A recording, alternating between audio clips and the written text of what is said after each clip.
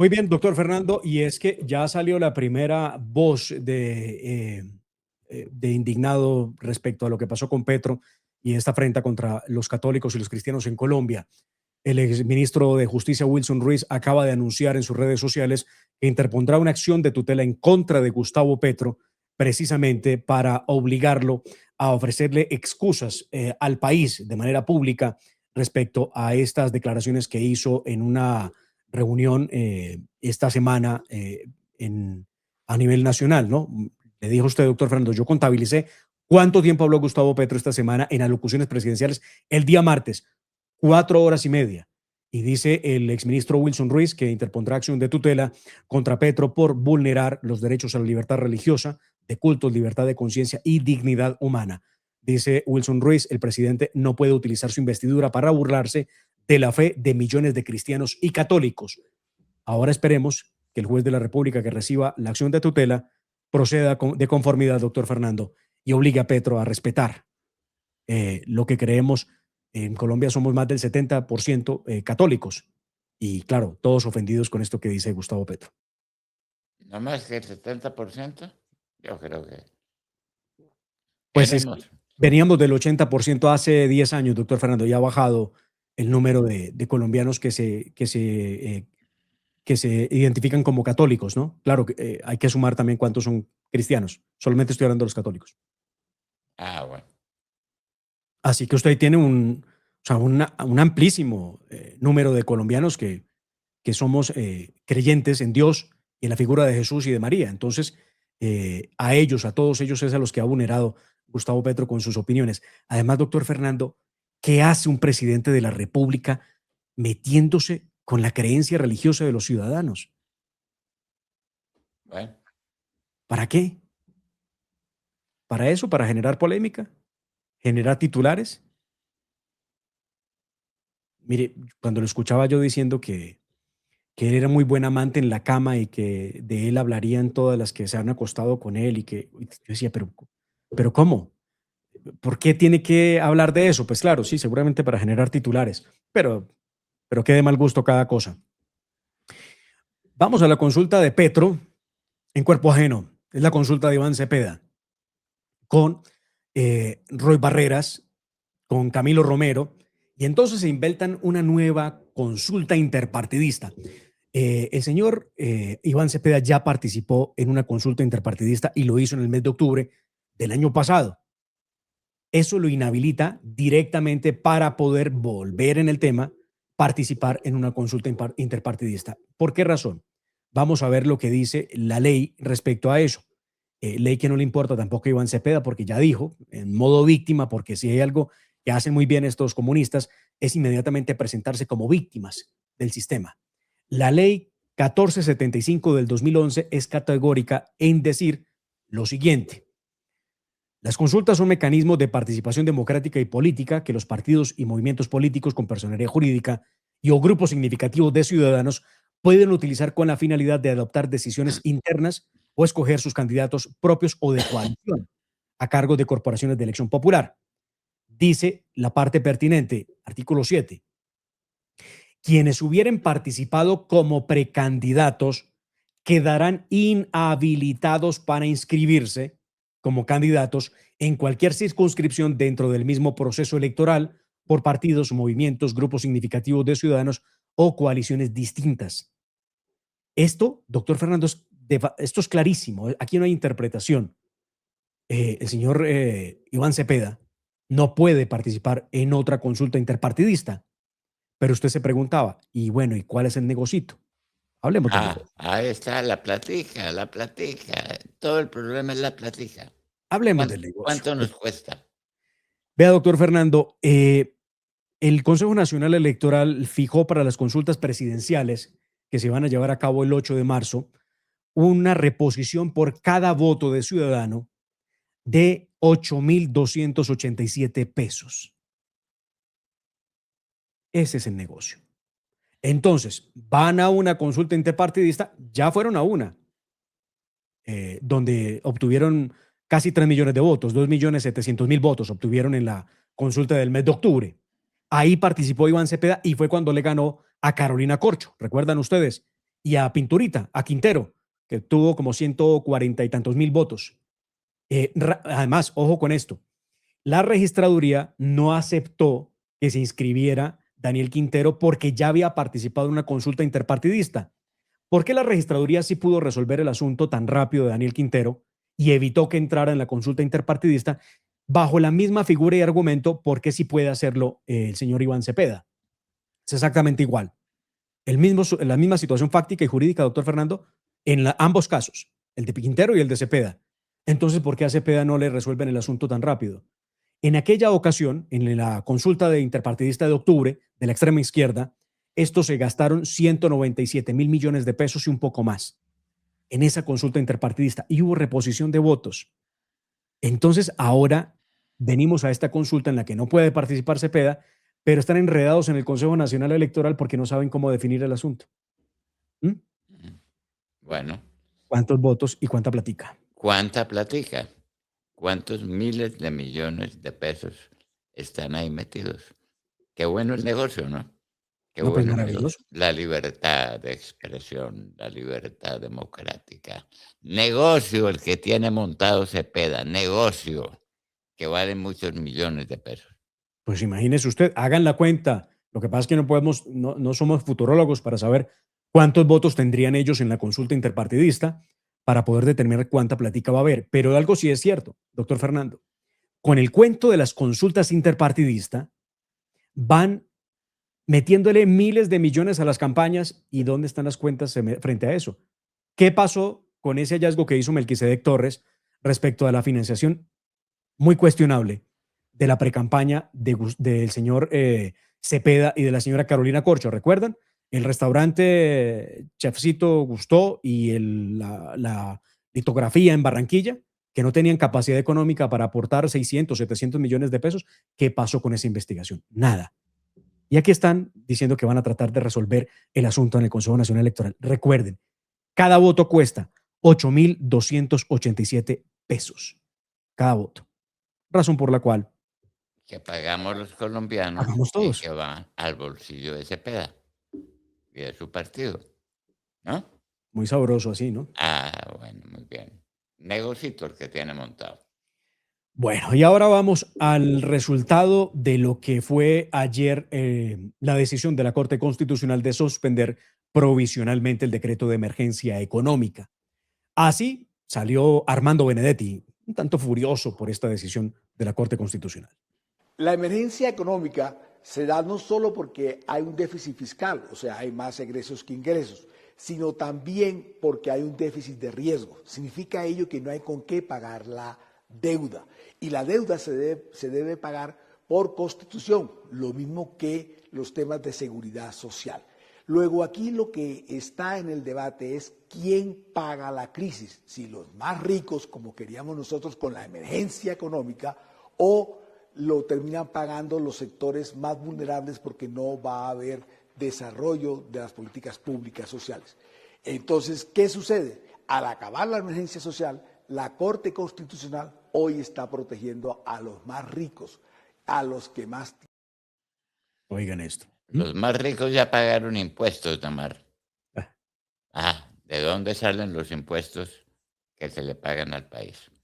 ¿De dónde los impuestos de renta? ¿De dónde los impuestos al patrimonio? De los que tienen bienes de fortuna, que la han hecho con su trabajo, con su esfuerzo.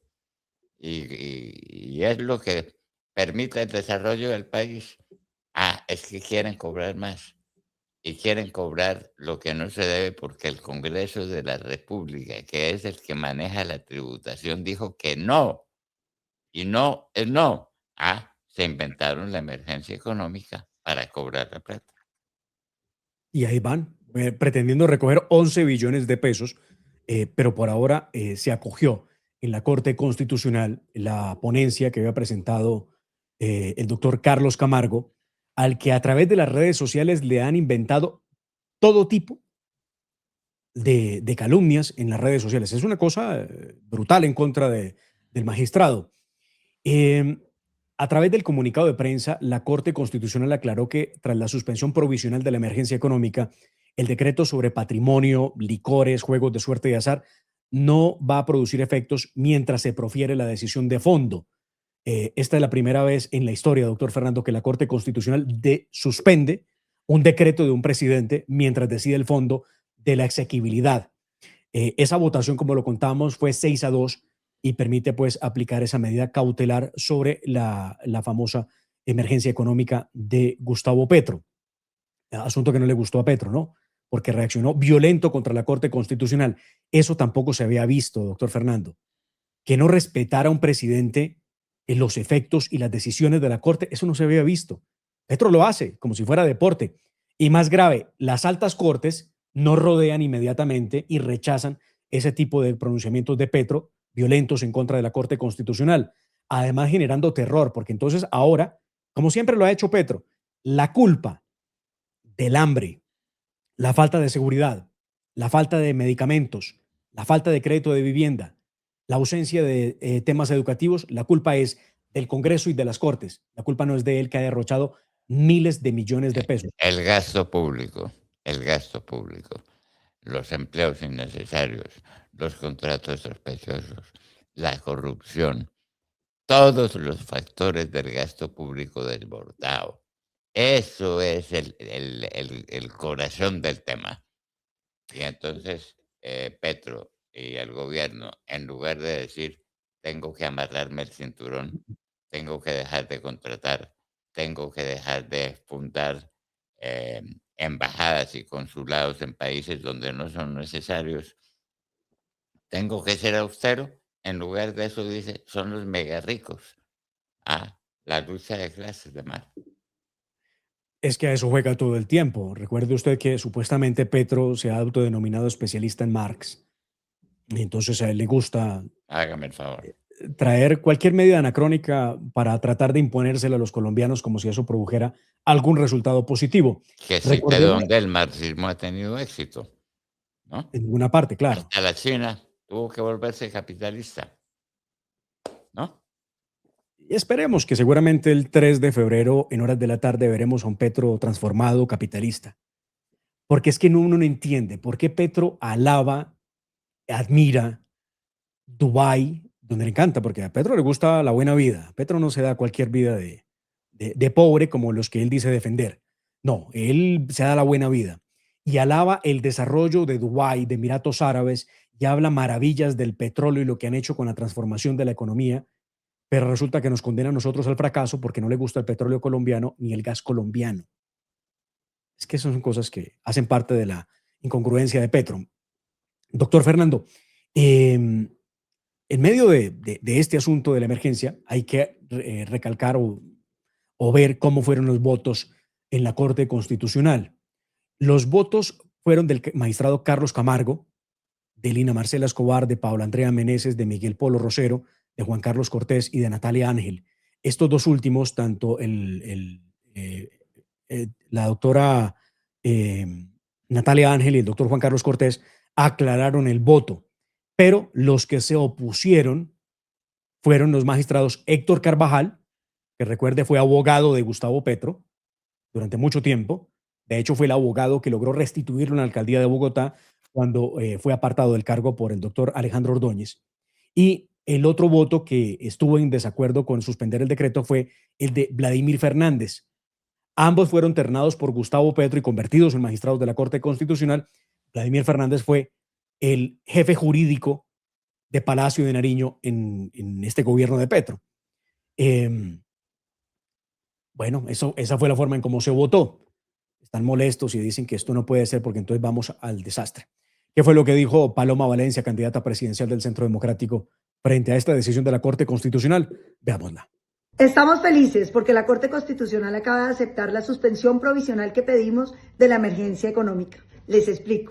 Gustavo Petro, ilegalmente, había decidido que la reforma tributaria, más impuestos para los colombianos, que le negó el Congreso, le iba a sacar por decreto, utilizando una norma que dice que cuando hay un hecho imprevisto, uno puede tomar medidas de unos impuestos transitorios. ¿Cuál es el hecho imprevisto que está enfrentando Gustavo Petro? Ninguna. La apetencia burocrática con miras a elecciones. Nombraron 800 personas en Colpensiones, 3.300 con el Fondo de Minigualdad y lo que están haciendo con los equipos básicos de salud, que son 4.2 billones de pesos, muestran que aquí no hay ningún interés en atender las necesidades de los colombianos, puras ganas de comprar los votos con la plata de los colombianos, pagándolas además con deuda, porque nos está dejando a todos los colombianos endeudados. Le agradecemos a la Corte Constitucional y celebramos que los colombianos hoy no nos dejemos meter la mano en el bolsillo para dilapidar la plata como pretende Petro. Declaraciones de la doctora Paloma Valencia, doctor Fernando. Excelentes. Y también tenemos declaraciones de María Claudia Lacutir, presidente de ANCHAM, que se refirió a esta decisión de la Corte Constitucional, y luego iremos con las de Broadband Master y también con las de Analdex, que se han pronunciado sobre este hecho. Javier Díaz, que todos celebran, porque es que no hay derecho a tanto abuso de Petro. Veamos. Acierta la Corte Constitucional al suspender la vigencia de la emergencia económica mientras se pronuncia de fondo y evitar así el interés de recaudar cuantiosos impuestos antes de conocerse su decisión final. También reconocemos el rigor y la independencia que ha tenido la Corte Constitucional. Desde la Cámara Colomboamericana AmCham Colombia reiteramos que los hechos invocados son estructurales y previsibles y exige soluciones permanentes, no medidas extraordinarias. ¿Y qué es lo que ha dicho Javier Díaz de Analdex? También veamos la reacción. La decisión de la Corte Constitucional de suspender provisionalmente el decreto que declara la emergencia económica creo que es una buena noticia para el país. La Corte suspende el decreto mientras hace un estudio de fondo. Lo que hemos señalado desde el sector privado es que no hay hecho sobreviniente que justifique la declaratoria de emergencia económica. Creo que la... Y, doctor Fernando, pasemos a otro hecho que no es de menor importancia. En las últimas horas, la Fundación Ideas para la Paz ha hecho un reporte dramático de la situación de violencia en Colombia. ¿Y por qué traigo el tema a consideración? Porque ayer el señor registrador Hernán Penagos ha hecho una advertencia respecto a la presencia de grupos criminales que controlan amplias zonas del país. Esto es lo que ha permitido la paz total de Iván Cepeda, ¿no? ¿Y por qué digo que de Iván Cepeda? Porque es que Iván Cepeda fue el defensor de la paz total de Petro en el Congreso de la República. Así que entre ambos hay mucha corresponsabilidad de lo que está pasando en el país. Veamos qué es lo que ha dicho el señor registrador respecto al peligro que corren las elecciones del año 2026. En 312 municipios que hemos revisado, y esto es muy importante, en 312 municipios que hemos revisado donde hay influencia de los grupos armados ilegales, en el 40% de ellos pareciera verse un interés político electoral de esos grupos armados ilegales. Y esto por cuenta de la atomización de grupos ilegales en todo el territorio nacional. Eso, por ejemplo, es un elemento de alerta que nos tiene que indicar.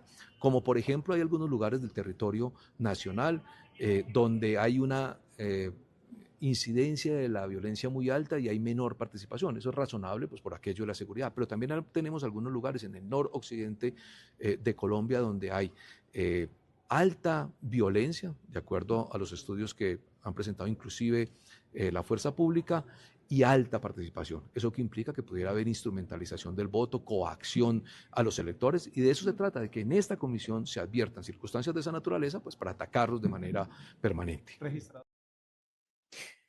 Vea, doctor Fernando, de acuerdo con el informe y las cifras que presentaron para el mes de diciembre de un estudio que hace la Fundación Ideas para la Paz, oiga esto que no es para nada bueno. Los combatientes irregulares, los criminales, los terroristas en Colombia pasaron a 27.000 criminales. Veníamos de 25.000. Vamos en 27.000 criminales armados. Esa es la gran paz de Petro. Y la facción que más crece es la del Clan del Golfo. Aquí tenemos un aumento del 23.5% respecto al 2024, cuando se llega pues a 27.121 personas, de las cuales 13.794 son hombres en armas y 13.327 son terroristas de redes de apoyo. Un aumento de 5.000 criminales por año. Esto es todo control territorial por temas de narcotráfico. Se compara el año 2024 con el 2025 en este monitoreo. Por ejemplo, usted vea, doctor Fernando, cómo aumentan los crímenes, Los secuestros crecieron un 133%. El desplazamiento masivo un 85%. Los ataques contra la fuerza pública crecieron un 62%. Esta es la radiografía de la paz total. 27.000 criminales en armas, mientras Petro está preocupado por la paz en Gaza, por la situación en Venezuela, por las elecciones en Honduras, por cualquier cosa menos por lo que realmente le está pasando y aqueja a los colombianos. Y el fenómeno de la extorsión, doctor Fernando, es uno de los más graves en las últimas décadas en Colombia. Prácticamente todo el país sufre la extorsión de los grupos terroristas que hacen lo que les viene en gana, mientras Petro mira para otra parte sobre estos problemas que son los que realmente deberían estar siendo atendidos por el gobierno. Extorsión que se maneja desde las cárceles principalmente, además. ¿Vio usted cómo extorsionan desde Colombia en El Salvador? Bueno. ¿Ah? Desde Sí. Colombia en El Salvador extorsionan. Bueno. Y en otros países, Perú, Ecuador, llamadas desde cárceles en Colombia para extorsionar. Bueno, además el registrador hizo una mención adecuada y juiciosa de los municipios que están en peligro. No dijo cuántos de ellos están en peligro por el narcotráfico. Habló de los grupos armados por la cocaína. Señores, la cocaína es el juego. Nos van a quitar el país por cuenta de la cocaína. Ténganlo presente. Y es que el juego es así. La extrema izquierda se ha venido financiando en toda Latinoamérica del narcotráfico. Claro. Duda ninguna de ello. La cocaína. Bueno, ahí se los contamos al oído, ¿no? Sí, señor. Y bueno, con esto termino este al oído, que estuvo carnudo. Vamos a ver en las próximas horas qué decisión toma el Consejo Nacional Electoral respecto al futuro de esa consulta interpartidista. Ya vamos a ver qué vendrá.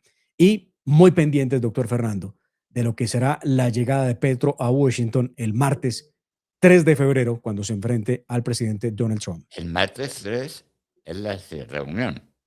Sí, señor. Yo creo que él va el lunes próximo, 2. Claro, él viaja el lunes porque tiene visa, igual que su canciller Rosa Villavicencio, desde el día lunes para que lleguen a los Estados Unidos. Visa especial porque a ellos les quitaron la visa por su cercanía con el narcotráfico, ¿no? Rosa Villavicencio se lamentaba por esa medida, pero es que ella no olvida que ella misma dijo que Colombia estaba preparada para recibir militarmente a los Estados Unidos. Es que se le olvidan unas cosas. ¿Ah? Eso lo dijo Rosa Villavicencio. Que nosotros podíamos enfrentar una amenaza de Estados Unidos militarmente. Bueno, es que es ridículo. Bueno, y ella y su familia y su relación con el narcotráfico. Con Nicolás Maduro. Nada menos. Pues. Bueno, muy bien. Bueno, Nicolás Maduro no es pariente de ella, pero ella tiene parientes aquí que válganos Dios. Y eso era todo, doctor Fernando. Hasta el lunes, entonces. Queridos amigos. Entonces, hasta el lunes próximo. Sí, señor. Cuando estaremos cargados de noticias porque es el día del viaje de Gustavo Petro a Washington a reunirse con Donald Trump. Válganos Dios lo que va a ser esa reunión. Alguien escribía ayer, seguramente llegue tarde para que el presidente Trump no lo atienda. Yo no lo creo tan así, porque en Estados Unidos no depende él de su propio parecer del todo, porque los que lo llevarán ante el presidente Trump son las fuerzas de protección de los Estados Unidos. Bueno, y entonces así nos despedimos de ustedes hasta el lunes a las 6 en punto de la mañana, cuando estaremos de regreso. Dios mediante. La familia Ramírez duerme tranquila porque su techo está bien hecho. Bien hecho como las cubiertas Asesco. Por su doble capa protectora, son ultra resistentes a la corrosión y al paso del tiempo. Para que tu techo quede bien hecho, exige calidad Asesco. No solo es un programa, es una forma de entender el país. La Hora de la Verdad te acompaña con reflexión, carácter y convicción. Síguenos y apoya nuestros canales digitales de La Hora de la Verdad, porque la verdad no se oculta, se muestra con hechos.